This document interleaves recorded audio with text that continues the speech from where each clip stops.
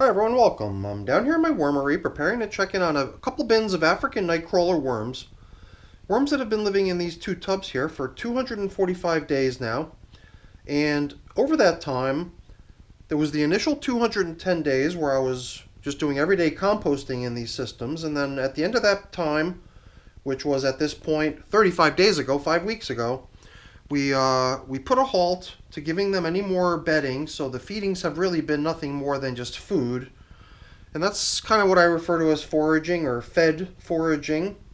So the whole idea behind that is that any sort of residual bedding that might still be in these systems would get nipped off by the worms rather than just getting continuously replenished.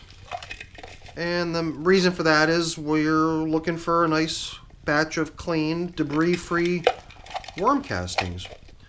So now I think I see celery and carrot peels, but this unusual stuff over here, I think this might be Karl Rob, if that's the right way to say it. I know how to pronounce it or say it in Hungarian, Karolabe, but in Hungarian I'm not totally sure what it's called. So underneath the plastic, I usually have something other than just the contents of the container. Usually at very least I'm running what I refer to as a feeding zone indicator. And since coffee filters come and go through here pretty regularly, I usually use coffee filters to indicate where we last fed. And I do know that when we last checked in here 13 days ago, I did have what remained of a couple of coffee filters resting out here on the surface as indicators to show us where we last fed, but there's really not much left of that. And I think that's in itself evidence of the fact that these worms are craving the types of things that are typically used as bedding. And I guess in that whole brown and green type of thinking, in terms of carbon and nitrogen rich materials, the bedding is usually in the brown category, the more carbon-rich stuff, versus the everyday kitchen scraps, which are categorized as having a higher nitrogen content. So those are the greens in the traditional composting thinking.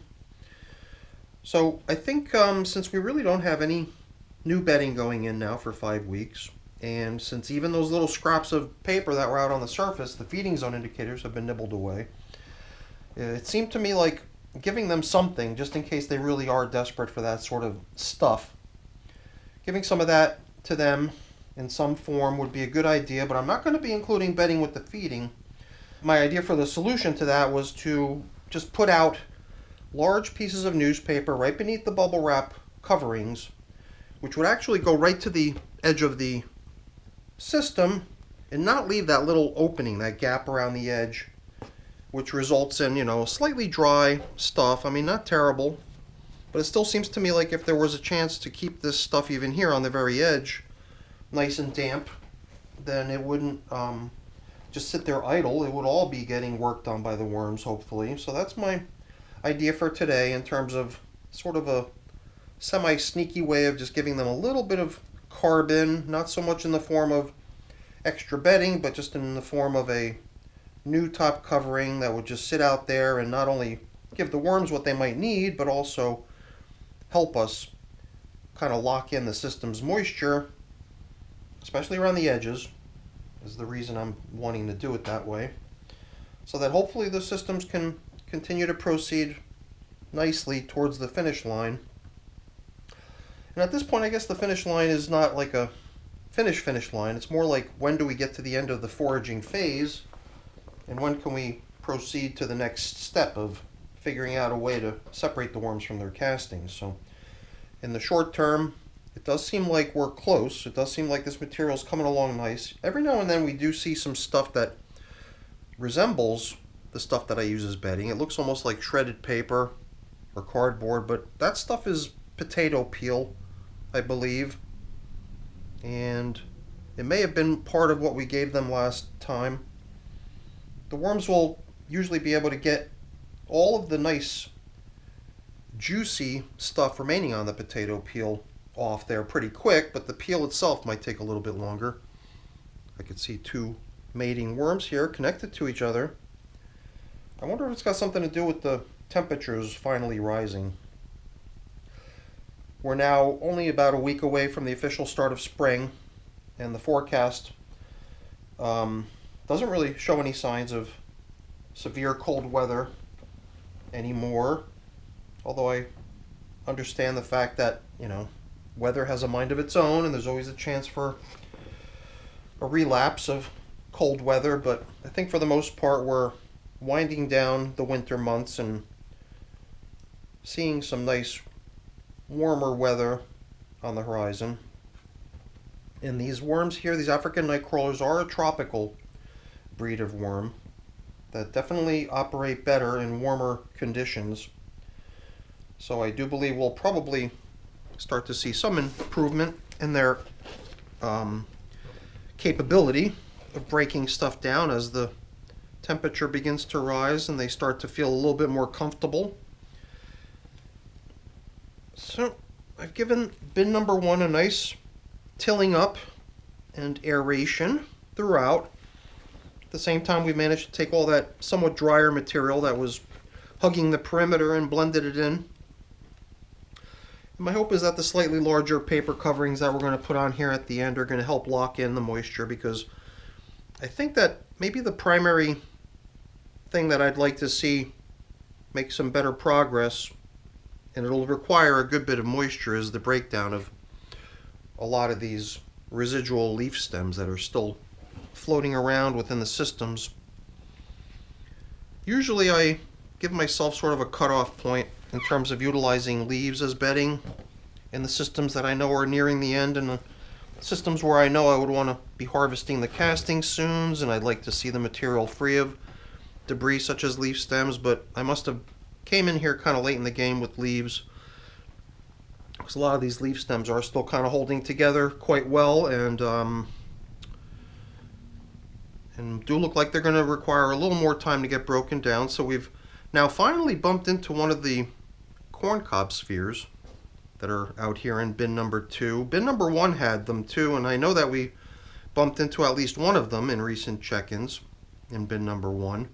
Bin number 2, I believe we would once in a while bump into more than just one. So it wouldn't be surprising if we found more of them, but you know, I'm starting to wonder if it's worth the effort to keep trying to keep them together and keep them with the feeding zone and stuff. But you know, maybe it is. So that little connector at the middle of the bunch of bananas, that's that thing over there with like 3 banana stems attached to it. And the corncob sphere was just here in my hand a moment ago, but I somehow managed to blend it into the material. So if it doesn't surface again soon, I'm not going to go too out of my way to locate it. I just figured maybe we would keep some of these items together. So here's another one. I'm not sure if it's the same one or a different one. Oh, here's another one. Now they're showing up in large numbers, and for some reason I thought that the other one that we just had in our hands was somewhere over here, but perhaps that one that we just located a moment ago was actually the one that we had in our hands before. So another banana stem just surfaced somehow here in bin number 2. I'm seeing more leftovers than we encountered over in bin number 1. I wonder if it has something to do with the fact that bin number 1 having what to me at least felt like a higher degree of moisture. This stuff seems a little bit more damp, and that's good, you know, because that's going to really help the worms continue on their job of working stuff down for us here. If things dry out, then the worms are not really able to even go into those areas where there's great dryness, let alone help us work down food. So moisture is a pretty key component to the process. And I can also tell that there's higher moisture over there just by the way the material behaves when it's being handled, you know. Stuff over here in bin number 2 seems to crumble and flow a little bit more easily. Hey, corncob sphere number 3. Whereas I don't really see that happening quite as readily in the material in bin number 1. So All right, now let's start spreading stuff apart here a little bit. You know, usually I'll dig a big trench down the middle and place all the foods that we're giving them into a kind of a little gully.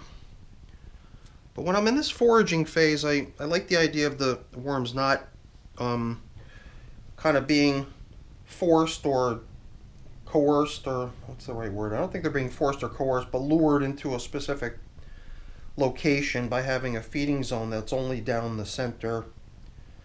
Seems to me like at this point the foraging process probably benefits from the worms not being lured into a single central spot in the system, but rather having the foods that they get spread out a little bit more. So I thought that we might try to give them their meal a little bit more spread out. Last time we were in here, we gave them what I considered to be a fast food meal, which was, I think, for the most part coffee, if not only coffee. Today we're going back to more veggie material, and I don't think anything in here is going to be such that it's going to end up remaining for very long. All of these things, from what I remember, have a tendency to break down pretty quickly. I mean, okay, the kohlrabi's stem there, that's the sort of thing that might actually stick around a little longer, but otherwise the rest of the stuff I think is going to be stuff we can sort of consider to be a fast food. And I think I even made direct reference to the concept of fast food in the title of the video at our last check-in with these little guys 13 days ago. And you know, fast food just kind of means it's not going to linger around as a leftover for an extended period of time. I mean, even the potato peels with their peels still sticking around a little bit might be seen by some as something that wouldn't really classify as a fast food. I still consider potato and potato peels as sort of a fast food, even though chances are we're going to still see leftovers of it for a couple coming check-ins. Maybe not for long, and that's the reason I don't consider it as a slow composting material. Other things, you know, you put a avocado into your system, they'll eat out all the yummy, delicious inside of the avocado, but the shell, the pit, those are the sort of things that are going to stick around for a while. So my camera's complaining, the battery's low, we better get this job done. So there's not much left to do here. I'm even thinking, you know, let's go ahead and not worry so much about covering up all these foods. If they're on the surface, I think that's fine. We don't have to worry about it. We'll bring in these nice new top coverings that I created with the idea of stifling airflow around the edges and hopefully keeping the material down at the surface nice and damp, even on the edges. Hopefully giving the worms opportunities to roam the entire system in both cases, not feeling like they've got to steer clear of the edges because of perhaps a lack of moisture. So that's the idea. Whether it ends up working the way I envisioned, we'll have to see when we come back here next time and see if it worked. But that's it for the video, everyone. Our check-in with the African night crawlers on day 245. Doing pretty good here, still foraging. Eventually, once the material looks nicer, we'll start thinking about getting them out of their castings, but for now, I think they're doing nice in here. So that's it for the video, everyone. Hopefully you enjoyed it. If you did, as always, please don't forget to leave me a quick thumbs up before you go. That's always really appreciated. And if you haven't done so already, please also consider subscribing to the channel. That's very much appreciated as well. All right, everyone, have a great day. Thanks for watching. Bye now.